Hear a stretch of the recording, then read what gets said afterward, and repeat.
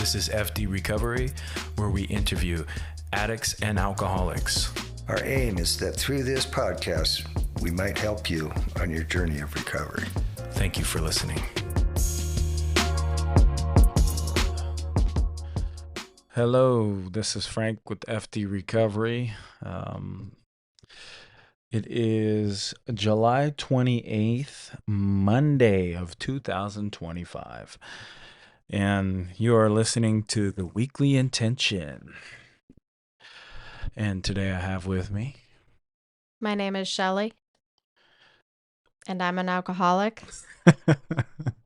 She missed a couple weeks, and now she's getting back into the swing of things. So basically how this works is we go week to week. We pick a topic and or spiritual principle. We work it in our life or try to focus on whatever we choose, meaning topic or spiritual principle. And we see how it works throughout the week. This week is going to be, drum roll, connection. And I don't mean the drug connection, guys. Come on, get your head out of the gutter. Connection. But before we dive into that, not drive, we're gonna recap on discipline. Did you pull that up to kind of? All right. Yeah, I didn't know what discipline was. Oh, okay. No. Well, just like me, it took me a long time to figure out what that was. So how discipline worked for me this week. Also, how it worked for me and how it didn't work for me, right? So the whole discipline factor is the only association I had with it was a punishment, right? There was never, I never knew really the discipline of like learning something, like learning a discipline or being disciplined in some of your behaviors and habits and things like that, right? So I've always just known discipline as a negative aspect of it, right? And so getting into this whole discipline and creating new habits, right, and being able to stick to them is a brand new ball game. But I've been implementing it this last 6-7 years, going on 7 years, and I've had spats of it in my my other attempts at recovery, but I fell short those times. But this time around, I've been stringing some clean time together. And so that being said, the discipline factor with me this week was I did a little bit better, right? Some of the choices, the way it's reflecting mainly for me is in my diet, and I've been doing a good job about staying in a calorie deficit and not overeating. I did go hog wild a couple days ago, but I ended up compensating that with extra workout. But I can't say I was enjoying it because I ate entirely too much. But so discipline, but also, sticking to some of my my things I do every week, right?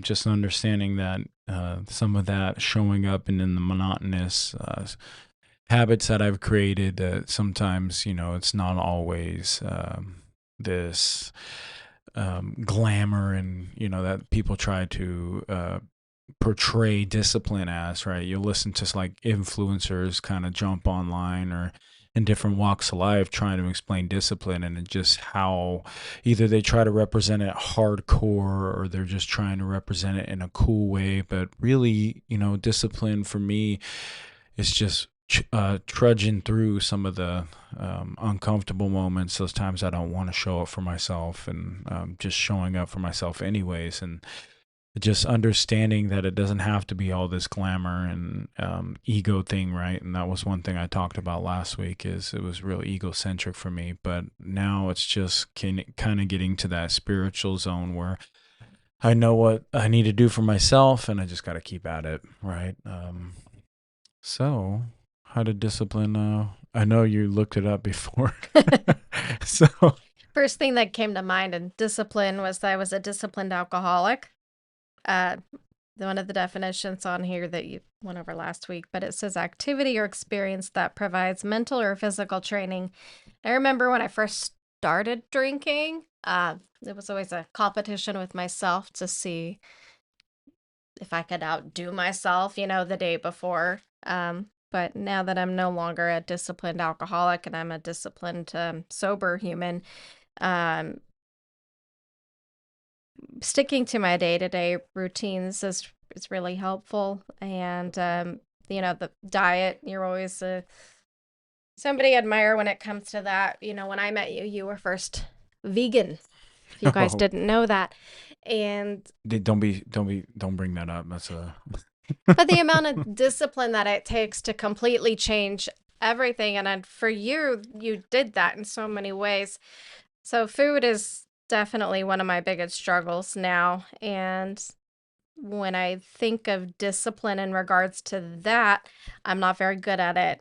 And it's nice that I have a living role model in my house, though I choose to ignore it some days, weeks, or months. whoa, don't go that far. Role model, that's a little too far there. All right, yeah. So guys don't see it, but his head's getting bigger for his headphones.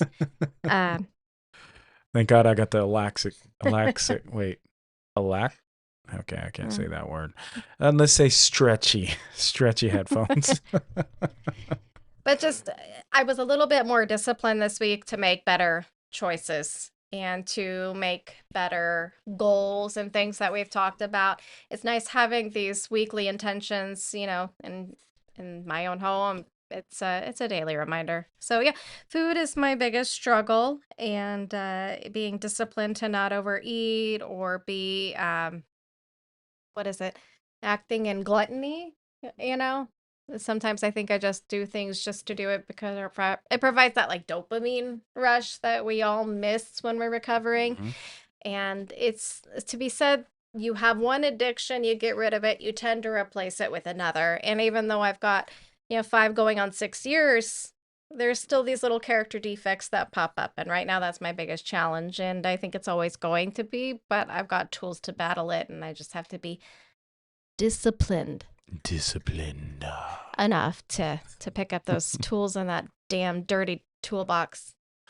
Well, that we don't have to be perfect at it. That's the one thing that I found out about discipline. When you obviously don't, for me, it's like I don't want to give myself such slack to where I fall into those I'll do it tomorrow routines, right? But give myself enough grace to be like, hey, I'm human. I'm going to screw up. Tomorrow's a new day. I'm going to start over, right? And try not to get too far off on the rails. Because when you come from the lifestyle we came from, it's like we're just constantly trying to fill the void, right? And food, geez, man, I've battled with that addiction my whole life. I was well over 300 pounds at one point in my life, and getting to that self-image factor of it all is a huge one. It's like finally, because you just let's just put the problems in themselves aside, right? We all have trauma. We all went through that crap that kept us using, but also like that self-worth talk of that in connection between food and being overweight, especially what I was all growing up. I was always the fat kid, right? And I, for the most part, I've always I've always did relatively okay, but there was points in my life where I really struggled with my self-image. And I had a lot of injuries growing up as far as my back and different things. So I've always dealt with some sort of body dysmorphia, and getting to those root feelings of it all, and trying to let go of that and just be like, accepting me for who I am, and intertwining that grace back into it, and understanding like, yeah, my goal, I want to be thinner. I don't want to be thinner for the superficial, although that is a natural byproduct. You feel better when you're thinner, but I want to be thinner for the right reasons. I feel healthier. My knees hurt less. My feet hurt less. I dropped 20 pounds a couple of months ago because I was reaching 260, and I'm back down to 240, and I feel it in my foot. My foot's like not as hurting as much, and just that extra weight is big, and getting back to that whole concept of, kind of just taking it easy on yourself and just put one foot in front of the other, right? And that's the kind of talk that keeps me going, but also pushing myself is stop telling myself, oh, tomorrow. It's like, no, today, because all we have is today. I think a big piece of this moving forward is, in order to maintain healthy discipline, is to have healthy connections. Connections. Good segue there. You're welcome. Talk show radio hosts live and live and direct. Here we go. So Google talks about addiction and recovery, and the detailed breakdown is what I liked. So connection, as you know, are the relationships that you have with people, places, and things. And in recovery, it's taught to you to change all of those, because traditionally the ones that you had didn't work. You're an addict for a reason. And so having to get down to the nitty gritty and really rip that Band-Aid off, you have to change everything. And replacing unhealthy connections with healthy ones is a challenge, but that's where the recovery community and your meetings and your support groups really come into play, because they can fill that emotional role. The social piece, it talks about on Google accountability. Strong connections can foster a sense of responsibility and help individuals stay on track with their recovery goals. Positive reinforcement, sense of belonging, meaning and purpose. So for me, when I first started at the job that I'm at, I was very new to the whole recovery thing. And what I liked about my connections in the office and outside of the office is I presented, hey, I'm very interested in doing this, but something you need to know about me is that I am a very new recovering alcoholic, and working in a professional setting, not a lot of people are willing to take that chance on you.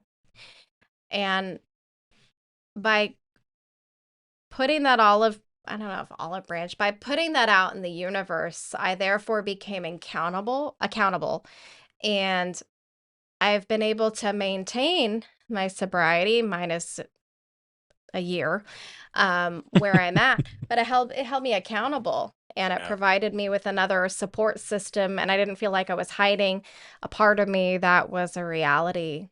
And it was just so great to have that support, and people that I'm seeing on a daily basis, apart from a meeting, but in my normal day-to-day life, checking in and, hey, I know it's lunch, but did you go to that AA meeting? And it's been great. Yeah, that connection factor, right? It gives, even when you take it a step further in understanding connection is just not connection with people. It's connections to places, events, situations that happen in your life, and kind of bridging that connection through. But relationships are just, it fosters, when you have good people and support in your life, it helps you heal those things, right? Those time and places in your life that you've experienced, these things that you can't let go of. And having the right people in the right state of mind and being able to foster something and where they can harbor love within, because sometimes they have such positive energy, the people that you invite in your life in early recovery, where they help heal you, right? And I know nobody can do it for you, but love you until you love yourself. I never understood that until people were willing to, because I know that I was a very difficult person coming in. So there's just, if you got a checklist of things that are fucking awesome about you in early recovery, that fucking list is really short. So, and that's not dissing on newcomers. I just been a newcomer, right? And the list was very short of the stuff that I was really recognizing in myself and letting shine through. And I didn't notice any of that. I didn't want to face any of the stuff within myself, right? And taking that connection a little bit further and relating it to unity, right? Which is the big thing in our on our traditions, right? That comes first. Unity comes first, right? And that's the cornerstone of all of our traditions, right? And just understanding that a primary purpose is carrying the message, but the unity comes first. Without unity, all of everything else kind of crumbles, and that just shows you the importance of connection, right? Because you can't have unity without connection. That's one and the same thing, right? There's definitely unity is a little bit more broader, multiple, but also connection just in its root, the connection to yourself is so important, right? Yeah, connection is just not another person with you or a relationship beyond you. It's also a relationship within yourself, right? And to your higher power. And you can talk all day on connection, right? But we went over connection at the Christmas party for Project Heart, and getting down to that nitty gritty, and hearing people's experiences. That's what it was all about, right? A bunch of eyes looking at you, and you think that, but I felt at home, right? That's the thing. It creates an environment of belonging and fostering that healing and positive support. You need that. You need that cocoon of people who have been where you are and can help show you the right way. Connection is the opposite of isolation, and isolation is a killer in this disease. You cut yourself off and you feel like you're all alone. You're setting yourself up for failure. Yeah, that isolation piece is, they in early recovery, they had us watching this video. It was on YouTube, and it was a really good video. And I can't remember the name of it, but it started talking about Rat Park, right?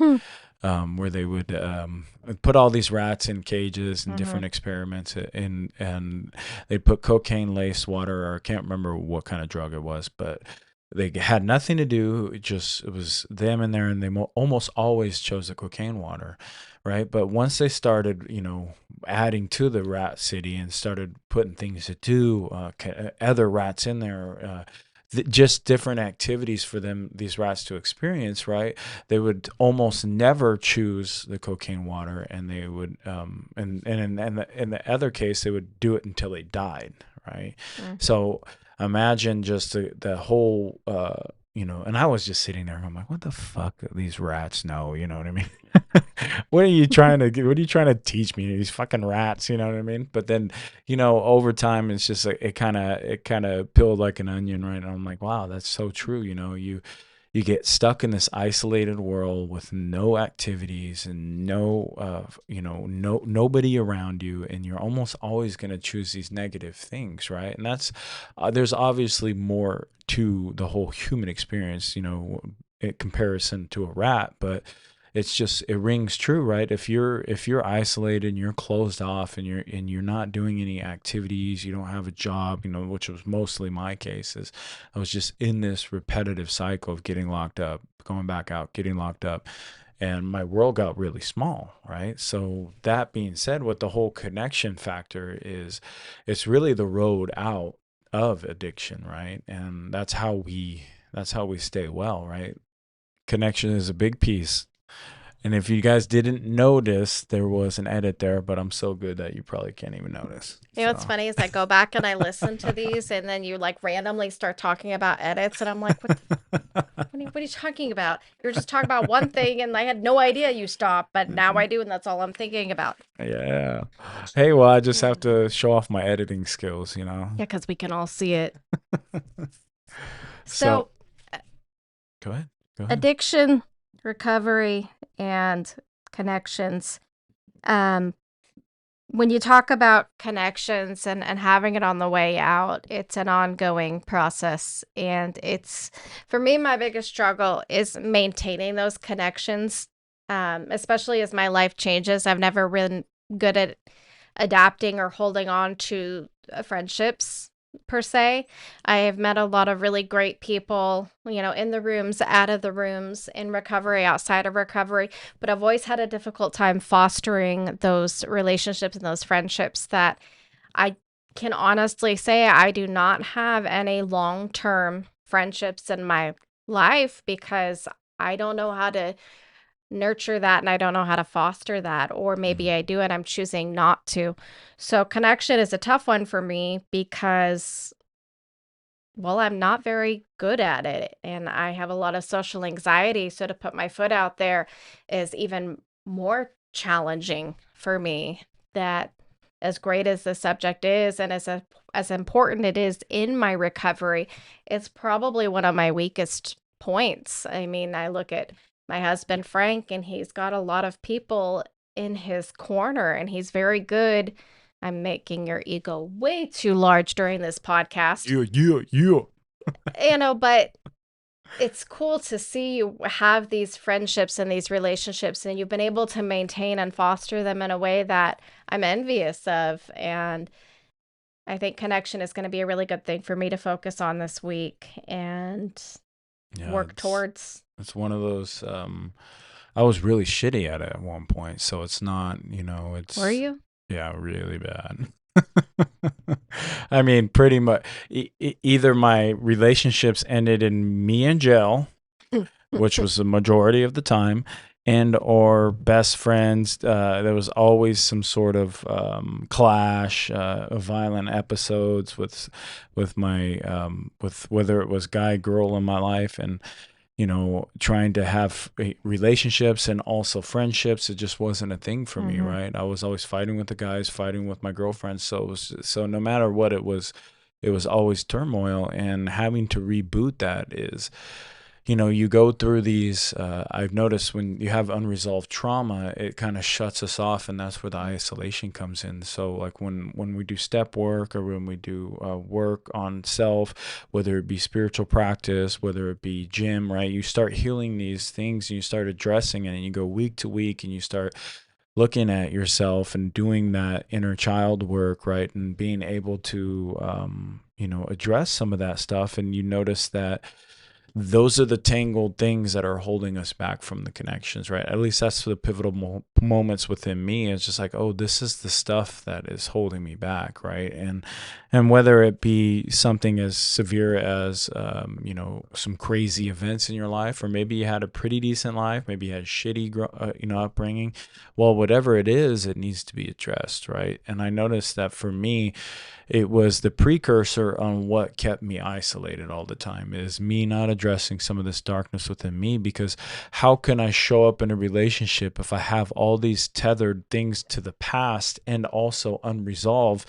So therefore I have my self-worth doesn't match, right? Because it's connected to my self-worth big time. That's one thing I noticed with me is when I wasn't doing all this self-work, I wasn't addressing this anger within me, I wasn't, the abandonment from my mother, the abuse from my stepmother, abuse from my dad. When I didn't address these things, it showed up in my self-worth, my confidence, and then it shut me off from the world, right? But also stepping into it when you change that and you add that healing factor to it, it changes, and you can start opening yourself up. And that social anxiety over time and practice, it can leave, right? And I think that's an important thing, right? It's, we're not doomed to that isolation, right? And if we can get ourselves to a point to where we can make that, like you said, olive branch, sometimes it takes that. It takes us reaching out, and hopefully somebody, connects with us, right? But you have to take that chance. Yeah, I think that's something that I again can definitely work towards this week. I did look up how to practice connections in recovery and some things I already do. I did go to a lot more regularly than I do now, and NA as well. And it was a good place for me for a while, and I would like to go back to an AA group again. But what I found a big change is finally participating in the Project Heart women's group.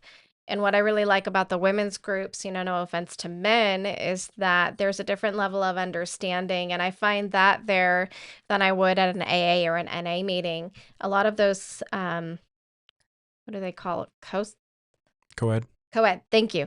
Co-ed setups, I just found myself not thriving in because my attention goes in so many other places, and I don't like that, and it triggers these attention-seeking behaviors, and I know that about myself, and so I don't want to put myself in that situation before.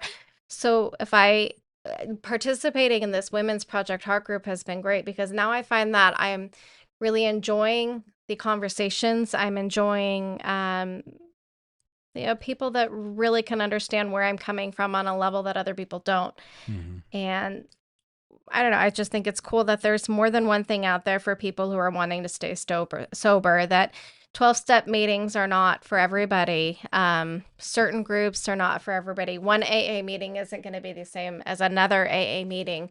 And that you find that home group that I've heard about, that I've talked about, that I experienced. And COVID really did a number, because there was one particular group that I had a lot of connections in, and it was a co-ed group. And I really enjoyed that meeting. I love the atmosphere. I love the old timers. And after COVID, that place dissolved, and now things are a little bit scattered. And Yeah. it's The Alano Club, wasn't it? yeah, Yeah. and That was a badass place. I really liked that one, actually. yeah, I miss it too, and I missed all the people that were there. But that's a part of just recovery in general, is adapting to new situations in a healthy way. And now I've found another outlet that's been working for me. And though I suck at connections, I do find myself in a better place, and I'm getting a little bit better each day, each week at it. And it's going to take a lot of practice in order to continue fostering a healthy environment. Discipline. Keep up with it. Yeah. Discipline. Well, that co-ed thing is, I get so distracted, we'll wrap up here shortly, but I wanted to end with this. Is I guess distracted anyway, no matter what, it's a hot chick walks in, it's especially in early recovery, right? Where you start watching people's relationships like a soap opera. Yeah, you start paying attention to all the wrong things, right? At least for me. That's why my 2 meetings that I go through 2 a week are men's meetings, right? Not saying that I don't sprinkle a co-ed one in there every now and then. It's just, I know it keeps me well, right? I don't need to be in a room but with a bunch of chicks, especially NA, that they're all, it's a meat market sometimes, right? Let's keep it real, right? And it's going to be what you're looking for, right? And it took me many years to reboot that behavior and land on these meetings that keep me very well. And now I can go to a co-ed and not get so distracted. But like, when you talk about those attention-seeking ones, it's like you can be in a healthy relationship, and all of a sudden you're like, oh, yeah, I bet you we'd be a good couple. It's like, wonder if my wife would fucking be cool with my girlfriend. You know what I mean? It's like, these are those crazy squirrel thoughts. Just like, exactly. But getting to that point, it's just like understanding. It's like, dude, it's funny how the addict mind works. It's just you have to come to it in a realistic standpoint, right? What keeps me well and what keeps me unwell. I know what keeps me well, right? Me helping other men, me being around other men, because no matter how much clean time, I got my character defects. And if I don't operate based off those challenge myself, of course, but understanding these are those things that can take me out. Right. Because what it likes to do, it would like me to go hit on that chick. It would like me to put myself in a precarious situation so I can get the excuse to go drink, get the excuse to go get high, blow up my life just so I can go fuck around and find out. Because that's impulse. Exactly. And so understanding these things about yourself and understanding that connection to it, right, is a key piece, right? You bring it back to the connection right there. Boom. Well done. All right, well, we got to wrap it up. We got 7 minutes. You got to go back to work. I do like lunch on my lunch. Yeah. No offense. All right, you heard it here. FD Recovery Connection. Make sure you connect the dots. All of them. Every connect single dot. Connect all the dots. Connect with people, places, things. See what is going on in your recovery. Positive, negative connections. Make sure you foster those relationships in your life, and pay homage to them. That's important. If you don't know how, find someone who does. Boom, right there. That's right. Sober, yeah. Don't call the connection either. Yeah. Yeah, probably not a good idea. All right, FD Recovery this week is Connection. Thank you guys, and listen to us, like, subscribe, all that. But Peace. Thank you for tuning in to FD Recovery. A reminder, be kind to yourself on this journey of recovery. Also, call your sponsor, get connected to local support groups, and for one day at a time, stay clean and sober.